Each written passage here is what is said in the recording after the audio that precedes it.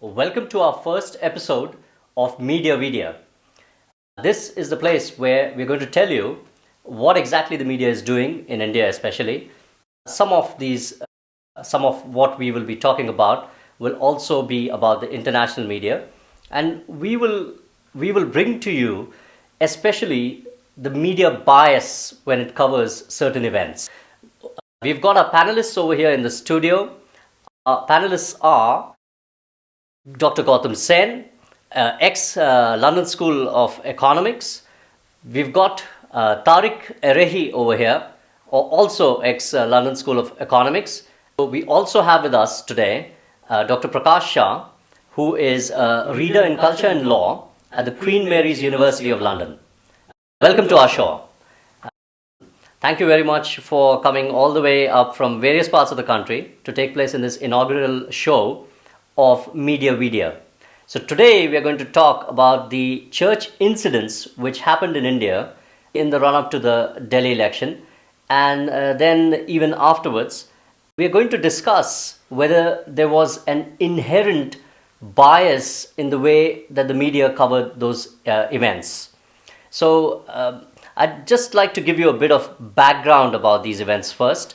The interesting thing about this is, if we talk about the incident which happened with the Holy Child Auxilium School in Delhi, then we were told that actually no religious symbol had been touched at all. And yet the media ran it virtually continuously as an attack on Christians, as an attack on the church.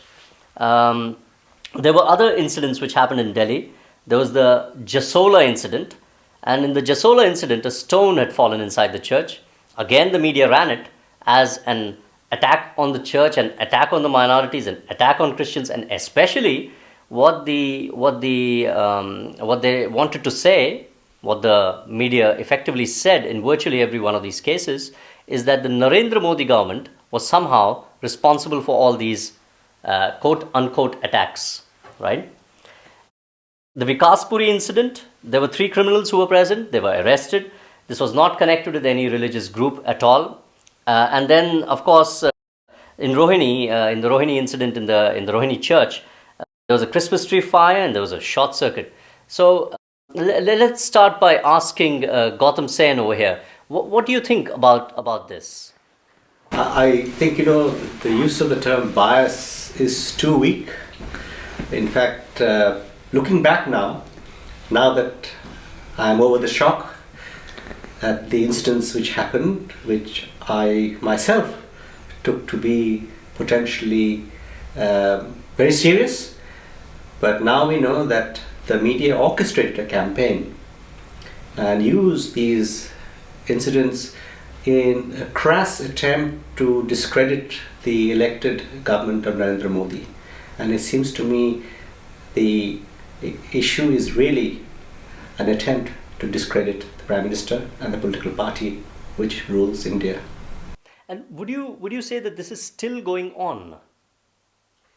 It seems to me, judging by what has been happening in the past few months, there is a pause and then there's a resumption of misreporting, malicious reporting, and always insinuating that somehow Narendra Modi himself represents these so-called fringe Hindu elements who are alleged to have been attacking Christian places of worship and Christians with abandon. Virtually every single instance that has been reported turns out to be falsely imputed to such groups, whatever they may be. Whether they exist, we don't know.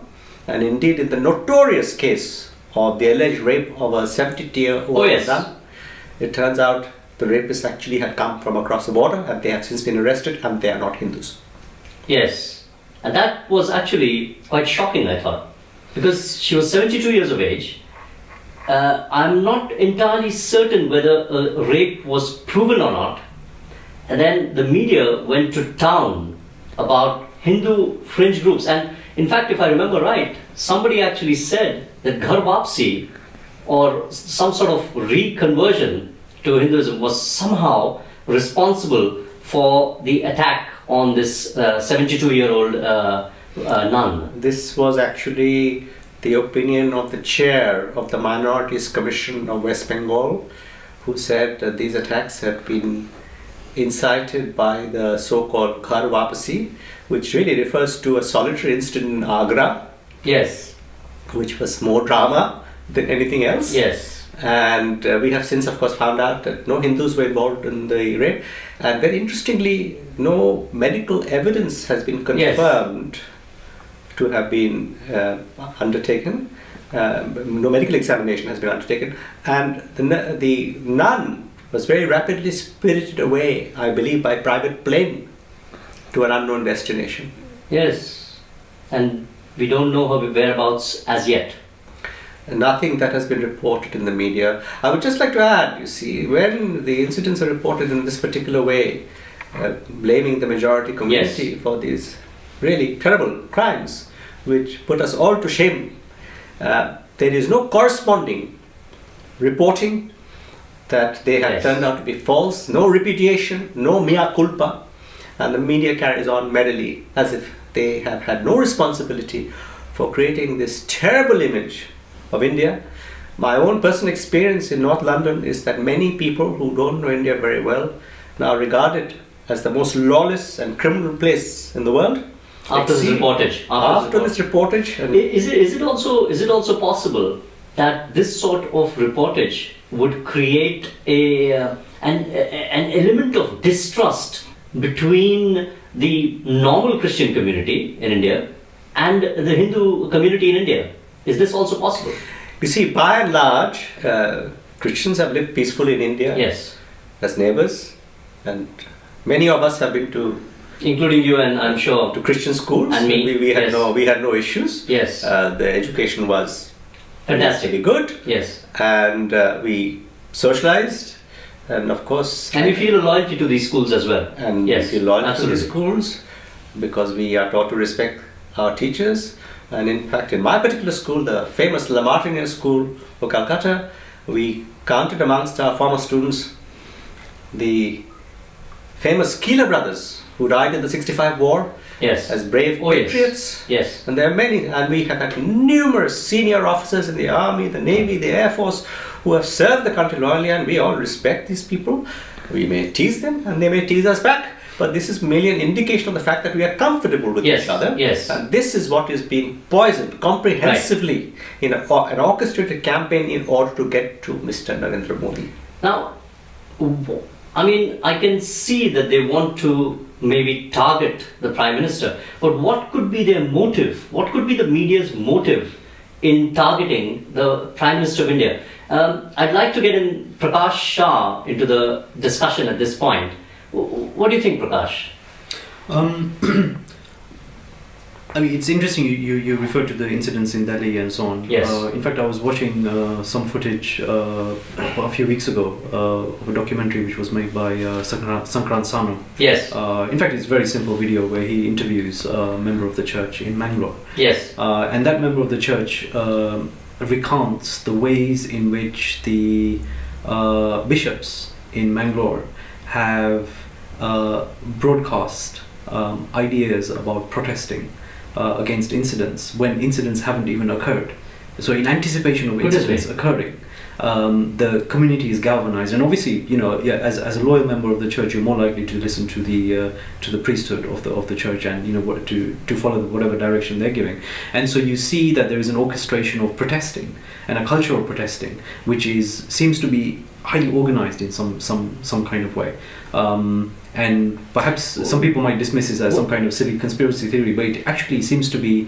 In Mangalore, was it also the case that those particular incidents were actually proved to have been done by Christians themselves? Yes, apparently there are all kinds of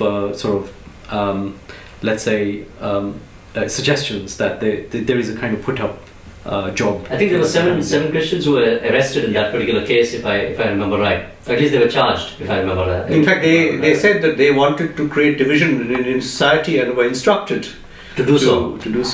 They themselves have said so, and it should be noted that they were arrested by the police force of the Congress-run Karnataka administration, which has nothing to do with the BJP or any extremist Hindu Yes. political party. Yes. In fact, Prakash and Gautam, we had an opportunity just before this interview to take a few comments from Robert Rosario, who is a Catholic from Mangalore. He had this to say. Now, for example, other day there was an incident that in Mangalore, one of the church's glass was broken, and there was heavy media coverage that there is an attack on the church and something like that. After a few days, it was found that one of the church employees was not paid properly. He threw some stone on the glass in the night time. He wanted to remove his anger, take his anger for not being paying, and it was nowhere connected with the community or this community or that community. Even such incidences they highlight as if it is an attack on the Christian community. In one more instance in Mangalore, the very Christian Catholic community youth have vandalized the plantation of the church. They have cut down all the plantations of banana plantation and all, and they put a flag of some Hindu flag planted there. So this is a typical incident where somebody wants to create some mischief and tension between two communities.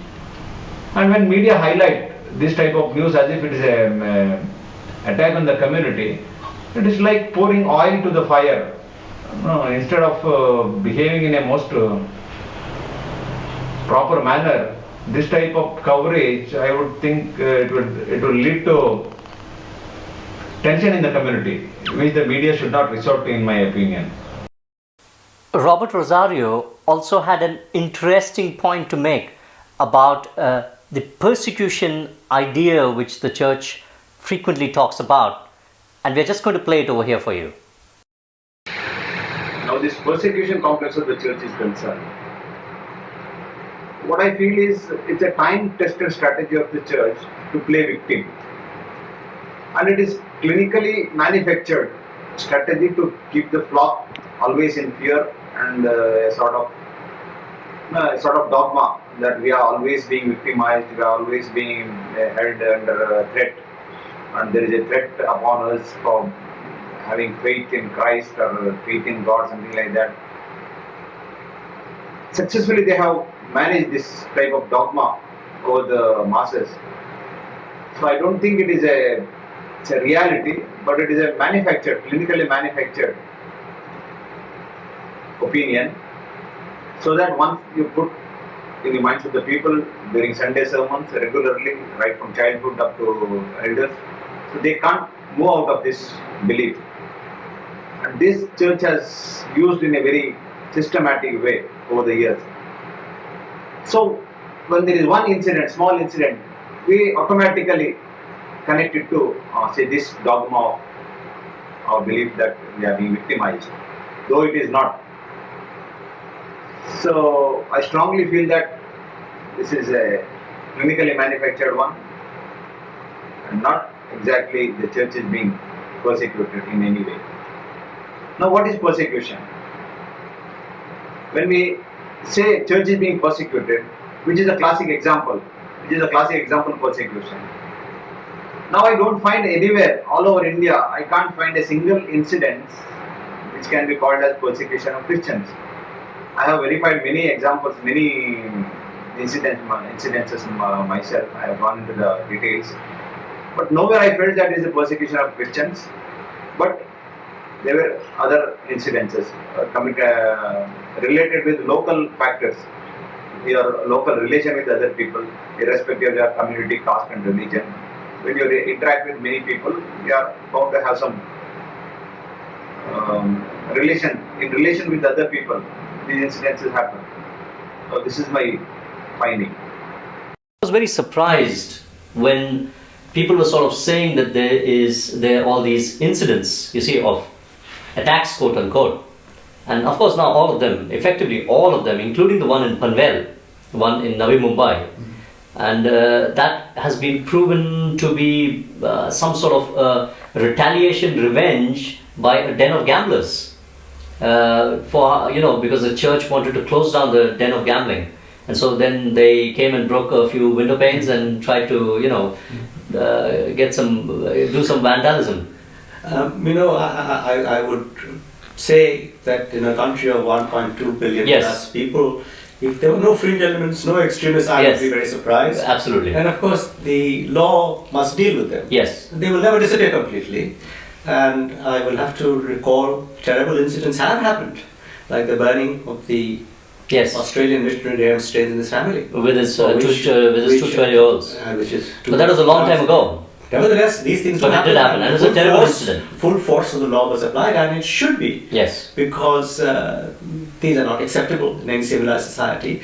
But I would also suggest now, looking carefully at the evidence and reflecting long and hard, that some of these fringe elements actually funded to carry out attacks.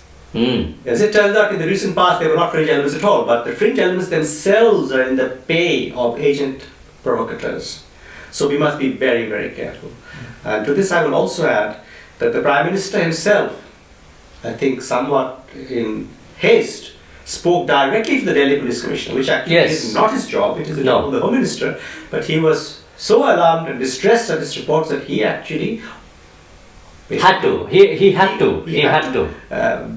breaking with tradition to speak directly with the Police Commissioner of Delhi to take action. Now it turns out all of these cases, these incidents, were completely fraudulent, designed to defame and slander, and it is my opinion that the government should now institute an investigation as to where it is being orchestrated, because in my view, this Maybe even a CBI inquiry. a CBI inquiry, and it is my belief that this is not just a local matter. Some of the issues that are arising have been prompted by evangelical organizations abroad, Yes. and I would not be shocked to find that foreign embassies of some Western countries are actively involved in the planning and incitement to defame this government.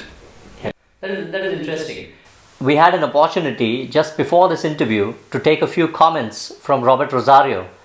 Last November to January this year, there was exposition in Goa. Exposition of the so-called body of Saint Xavier, Saint Francis Xavier.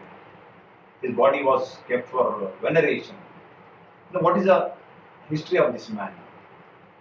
I find him is the biggest criminal in the history of India.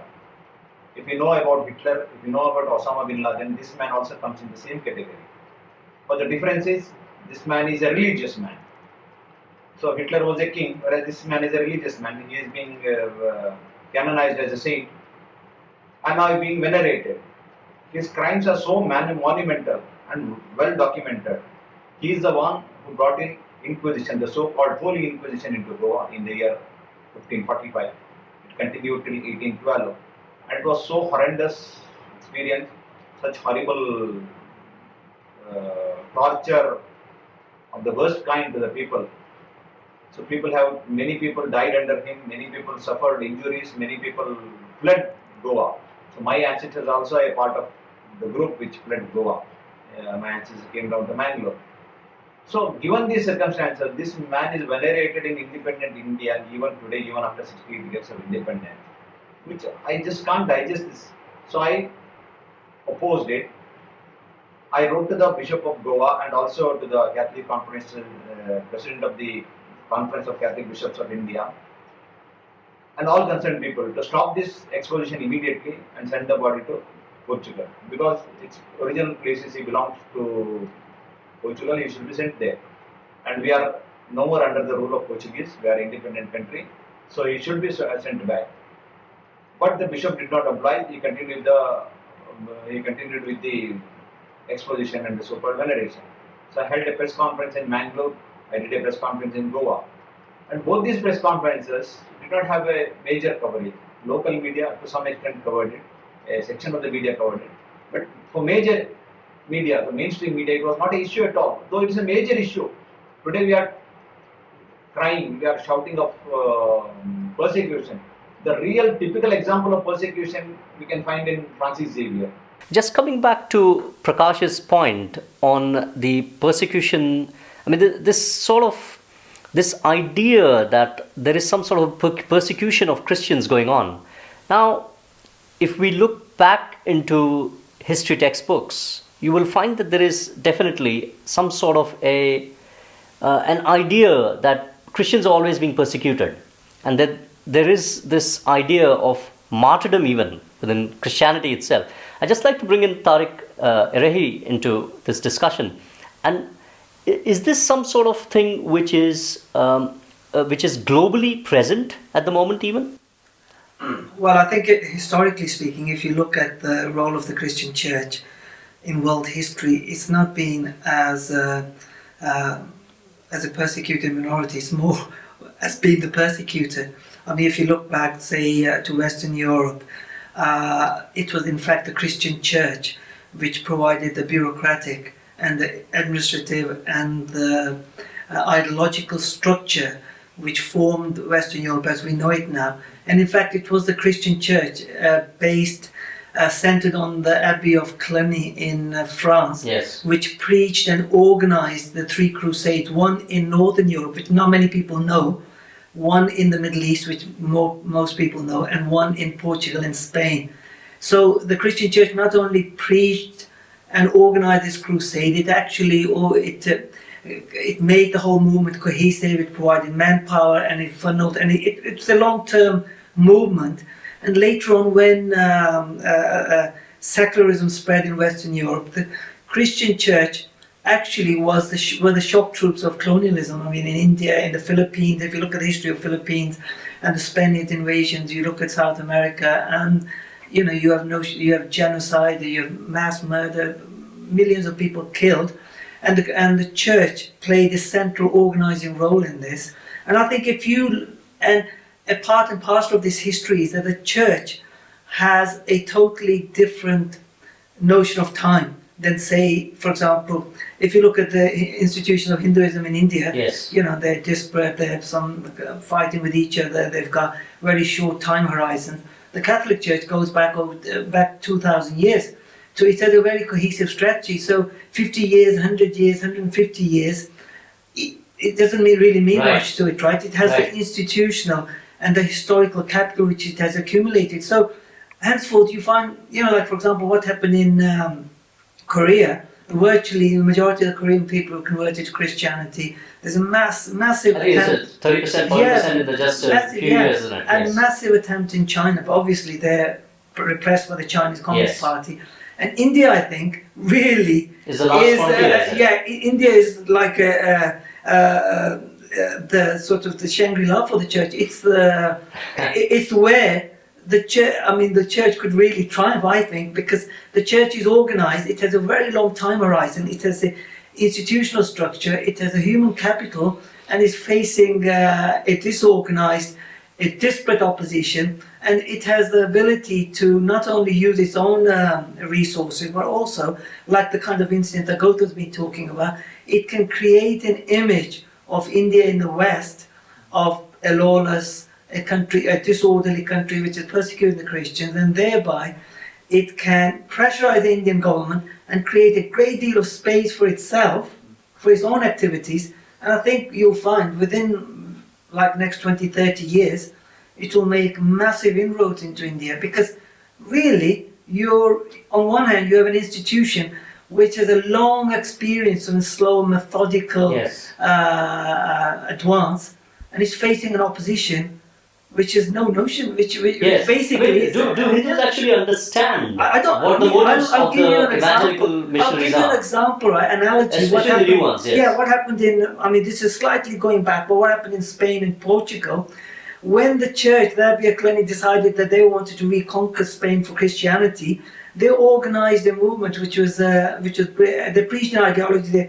They organized the military. They not only did they ideologically prepare the West for an advance into Spain and Portugal, but they actually brought in immigrants. They recruited people from Germany, from France, from Britain, from Belgium, to come and settle the conquered areas slowly, year by year by year. Over 200 years, they advanced at a rate of like half a mile a year, or very, very slowly. Right. Very slowly. But the opposition... But they had a very long... they had a very long-term view. But the opposition they were facing were totally... this reminds me of India. They were fighting each other. They had no idea of what sort of enemy they were facing. So it was like, if you look back, it was a battle that was always going to be lost to them. They were never going to stand a chance. Yes. And any reverse that the Spaniard Muslims advances made were very temporary, because they were just one-off. Somebody would arise, make a little movement, but he'd die and that'll be gone. But the church was always there. The institutions were there. The resources were there. And it was a methodical advance over hundreds of years. I think in India you find the same, because whatever the movements opposing the church in India, these are not organized the way the church is organized. So you're actually bringing a very interesting thing to light, that this is not about religion per se. This is about power it's and politics. Because this is about politics. I would just add to what Tariq has said, with which I concur, is that it is true that Christians were persecuted people under the Roman Empire. Yes. And they developed that into an ideology of persecution and martyrdom. Yes. But there was a third dimension to this, which is a very important one, which non-Christians seem to not understand. That when a sinner came to confess their sins, one of the first questions is, how many did you bring to the church? Conversion is central to the church. Without conversion, there is no church. Yes. And you see, once Constantine made Christianity the official religion of the empire, it took several more emperors to have it fully established. And by the way, he adopted Christianity because he felt it was his Christian faith which allowed him to win a military victory. Right. A military victory is what led him to espouse Christianity. And Christians initially tolerated all the other so-called polytheistic pagan religions. Yes. Pagan, by that way, is a term of abuse that Christians have used. Pagans never call themselves pagans. Correct. But anyway, over time, once they acquired dominance, they simply erased all other competitors. They just destroyed them by use of force. Every kind of opposition. Native America, for example, in America, was that what sort of happened? No, in the Americans, actually, it was the church provided the ideology, but this was really a conquest of Europeans of land. Okay. And that required the elimination of the local population. Christianity was simply an ideology which justified it. But these were mundane, commercial, and individual personal reasons. And do you think that this sort of thing could happen in India, where the entire culture and all of the things associated with Hinduism could be erased? You see, first of all, I would like to preface this by saying that the church is not a free agent anymore. Yes. The church is an arm's length tool of the foreign policy of major powers, particularly the United States. Where it cannot send Marines, which is India, they send their padres. Now, this may be denied by many, but I'm afraid this is the hard fact, the hard truth, that the church is being used to subvert and colonize countries like India and Nepal. Now, I don't think they will seek to convert all of India. It is too big, it will take too long. But they want a veto. Oh, they're already talking about 25-30% of Christians. That means they have a veto over the Indian polity. Already you will recall. Yes. The US government... Well, it's an attempt to change the demographics of India. And once you change the demographics, you change every election. And the politics. And therefore the now politics. we know from the WikiLeaks evidence... Just to interrupt you, I don't think there is much of a space between, say, Western foreign policy and the church. I think they are really well integrated. Completely. There's never... Why do you say that? Why do you say that? Well, I mean, if you historically, not going too far along, if you look at the role that the church has played in terms of advancing colonization, the church has always been there as one of the pillars of colonial rule. Mm-hmm. Because what the church has done, for example, in Africa, the church actually made the natives, the local inhabitants,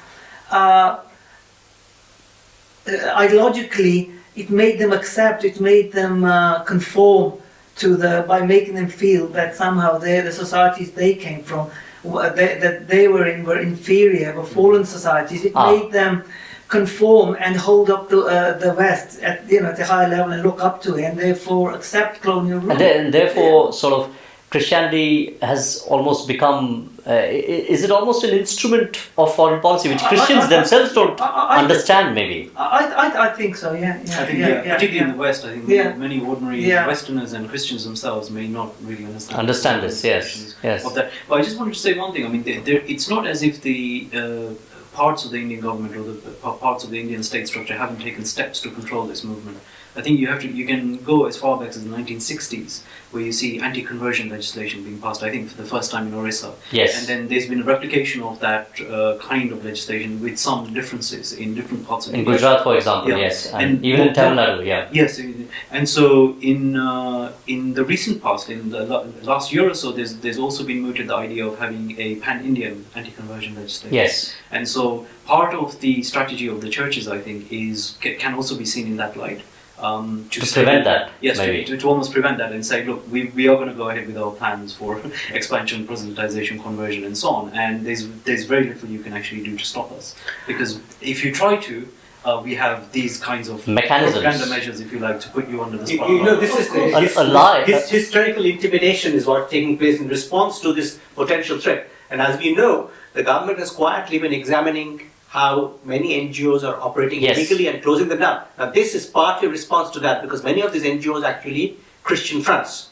So they are already preemptively trying to prevent the state moving any further. But we must remember this one episode where we have the evidence Yes. of WikiLeaks, where the US government sponsored a Christian protest against the Kundakulam nuclear plant Yes, on the yes, grounds that Kudankulam, we yes, did all this Kudankulam work for plant. the Indo-US nuclear court, and the others running away with all the orders.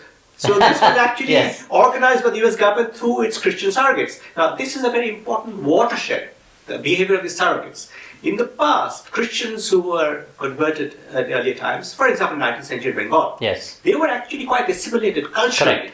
Yes. They were Christian in Yes, by faith, but exactly. they were culturally Bengali Exactly. and Christian. But this was the point I was trying to make. Yes. And in fact, you know, I have to tell you, a very dear Christian friend of mine, who used to live in London for almost 60 years, every year wrote the introduction to the meaning of Durga Puja for the Yes. brochure. Yes. Exactly. Beautiful. Exactly. And this was the level of integration. Exactly. And he said, I am Christian and I'm a Hindu in some ways. What is happening now with the new converts is And that the new missionaries. They erase all traces of their Hindu Yes. antecedents. Yes. They will shun the bindi. Yes. They will not wear And they symbols will, like in fact, idols. not want prasad. And Not they take will prasad. not have prasad, which most of my Christian friends didn't worry about. They were Yes. a bit like me, whether you could take it or not take it, it's perfectly Yes. okay. Yes. And this is the new Christian convert who is deeply hostile to all things Hindu. And if you look on And all things Muslim as well. Yeah, and also Which actually is a real Yeah. problem. I think in India, Yeah. if I may just make this short point, that in India the problem is the issue I think which I'm thinking about is you've got 15 to 20% Muslim population, Yeah. which is by and large actually pretty peaceful and living with Hindus Yeah. for a very long time. Yeah. Now, if the Hindus get converted, let us say 25, 30, 40% to Christianity, do you think that these Christians, especially these Christians, not the old style Christians which Gautam over here was talking about, do you think that these people will be able to live peacefully with these Hindus, or whether it will become in some ways almost parts of other countries like Nigeria, where you have a bloodbath routinely every 6 months? I think the North will become even more marginalized. Right. And the other thing that I want to stress is that for India, looking at from India's position, if this narrative of persecution becomes a dominant narrative about India in Yes, the West, yes. then every Indian government is going to be under pressure. They're going to. And so this is the idea. Yeah. This is the because- political idea. Yeah, they're always going to be under pressure, and they're always going to be under pressure. They're going to be forced to commit themselves to policies or really not sustain their own interest vigorously as they should.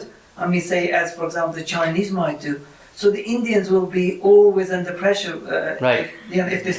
And the Okay. second thing, Okay, one second. I've really got to take a break. I've got to take a break. So we'll just take a break, and when we come back, we'll discuss this Yeah. point a bit further. Cut, okay?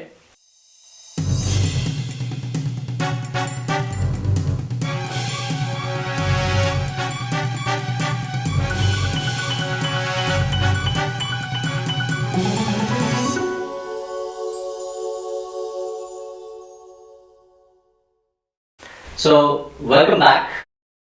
In this segment, we're going to talk about a little bit about why the American President Barack Obama, all of a sudden, after a very rousing welcome in India, went back to the United States and then suddenly started speaking on religious tolerance, which I couldn't understand at the point. But I'm going to take this question to Tariq initially.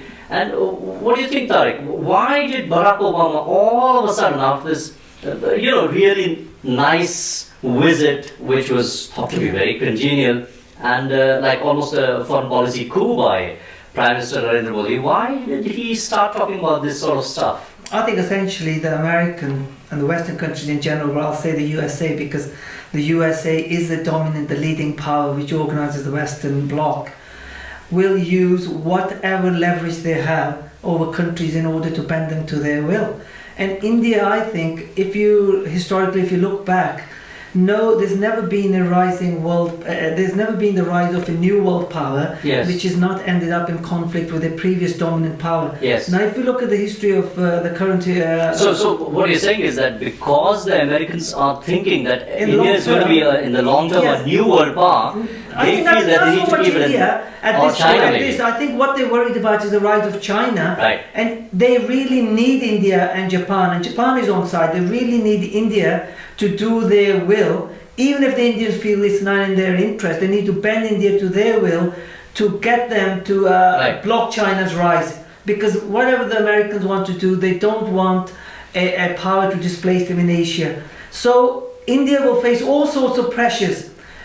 And I think this is like a warning shot to India, saying, look, we're not happy with you, but we could forget all this problem that with the Catholic Church, with the church, but you have to play ball with us. You know, this is a very important issue, because contrary to what people believe, the Indians have never gone along with whatever the Americans said. Yes. I'll give you an example. Even under the Congress party of Manmohan Singh, which was so deeply pro-American, yes, they refused to accept US unilateral sanctions against Iran. The Indian government told the United States, yes, we will accept... Which is a serious step. Serious step. No, that we will accept those sanctions which have been decreed by the Security Council of the United States, but not those ones which have been required by you. So even then India did not. And historically, the United States has always had a problem with India not going along, and this Kundakalam nuclear power plant issue is another example. So they have never been comfortable with what India wants to do. Now I will now say something which people will be surprised to hear.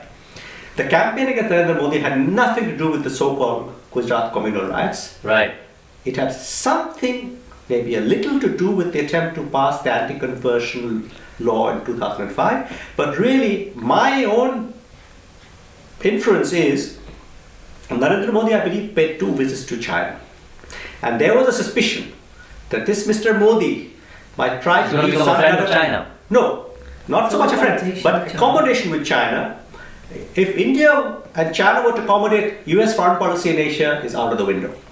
I think this was the reason why they were out for his blood. The US government somehow reached the conclusion that Narendra Modi had talked about peace with China, that he was serious, and some kind of accommodation was possible with China. In that case, the Indians do not need any kind of US help. Yes. Of course, the United States is very important, and India requires US support for many other issues, but China is the key. But as my friend, the ambassador to Moscow, said, the United States wants India to be strong enough to take on China, but not so strong that it threatens Pakistan, which was a kind of amusing way of putting the dilemma. I will also add to you another fact, that Nepal is being transformed into a Christian country very, very fast. Yes. The reason is, this is the only feasible land access point into what is China and Tibet. And so they wanted almost something over there to confront China. They can't do it through North Korea. No. They probably can't do it through Myanmar, and they certainly can't do it through Vietnam. So Nepal is the most feasible place through which they can have leverage against China, which is why the American embassy now has grown, I think, even bigger than the Indian embassy, perhaps not completely as big, but huge. Missionaries from the United States, all over Europe, Germany, Scandinavia, and Kerala in India and Korea are active, converting the Nepalese population to Christianity. Nepal is poised to become the next Christian Nagaland of the Northeast as leverage. Of course, the Indians may have known about this and acquiesced, but this will be a two-edged sword. This will be turned against them too. We are facing the direst threat to the civilization of India in the last 5,000 years, that we will become different in a way that will make going back impossible. Yes. Gautam, also what you've got to notice that, when you were talking about, you made the interesting point about Barack Obama criticizing Indian policies vis-a-vis persecution, etc. I mean, you can see the power play here, or the difference in the power between the two countries. Barack Obama can criticize India for what's going on in India, but Narendra Modi will never be able to criticize Barack Obama for what's going on vis-a-vis the persecution of the blacks in America. Exactly. So the implicit message here is, we are the world power. We can tell you what you're going to do or what you're not doing properly. But you're not going to tell us what. But you're not going to tell us, because you are a subordinate power. And so there's a lot of subliminal messages that go on here. Absolutely. And I think that dimension, a lot of people haven't cottoned on to it, that in the future, next 10, 20 years, India is going to be in a very precarious position unless it is able to exercise autonomy, is able to have an autonomous foreign policy, and is able to exercise due jurisdiction within its own territory without foreign interference. If it isn't, it will be, I'm afraid, be lost. You're going to talk about? Yeah, I was just going to make one point, basically leading on where Prakash was talking about the nexus between the political establishment of the West and the church hierarchy. I think it's important to focus on the fact that if you look at Western countries, there's very little religious observation. Yes. But the whole effort of the church is on countries like India. So you have to ask yourself, if they were really concerned about the spirituality of the population, they would be making their effort at home, where it would be easier to reconvert the local population to Christianity. But no, they're focusing their effort on countries like India. So you have to ask yourself, well, what is the reason for focusing on India and not focusing on your own home country when you majority of the population doesn't even believe in Christianity? The reason is what you were saying, that it's a political, you have to see it really in a political dimension rather than a religious dimension.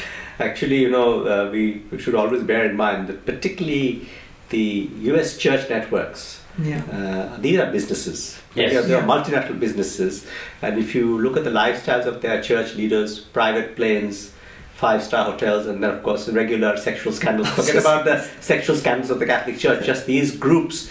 Now, they also are looking for revenue. Yeah. If you can get 300 million Indian Christians paying 500 rupees a year, do the math. They are looking for these people to also become contributors to these churches and the luxurious lifestyles of these leaders. And of course, they're totally integrated to US foreign policy, US intelligence. You may not recall, but many years ago, there was a British journalist kidnapped in Lebanon. Oh, yes. And the Archbishop of Canterbury sent a special representative to negotiate his release. Very promptly, they found a listening device somewhere. They found a listening device in his hair. Yes. He had been working with the intelligence services. His name actually was Terry Waite. Yes. And he was held for, I think, several years. Yes. Now, 5 years was it? And his girlfriend tried to get him free. No, the girlfriend was the girlfriend of the kidnapped journalist, whom Waite had gone to negotiate release for. That's right. And of course, they found this. Of course, these terrorists were not so stupid. They checked his hair and they found the listening device. Now, there's a seamless web, and particularly even in Latin America, it's very interesting that the Catholic Church is denouncing these Protestant denominations who are converting Latin populations to Protestantism of various creeds as wolves. And see them as great enemies. So this is actually a very political situation. And India just happens to be a soft target. Yes. And that is what they are doing in India, because you look, they're also in Vietnam. You can see the effect that you're going to have on its political dimension from, if you look at the Middle East and look at the American policy toward Israel, and most people tend to think that, well, American policy is really affected by, say, the AIPAC, the Jewish lobby groups in America. But the missing dimension is the role of the Christian church, which is very pro-Israel, and that is a roadblock to any American effective action to try to resolve the Middle East problem. So in the same way, the church, when it comes to India, when it comes to a political dimension, could play a similar role. In the case of India, that just shows how much I think Indians have to worry about the future in terms of the political role of the church.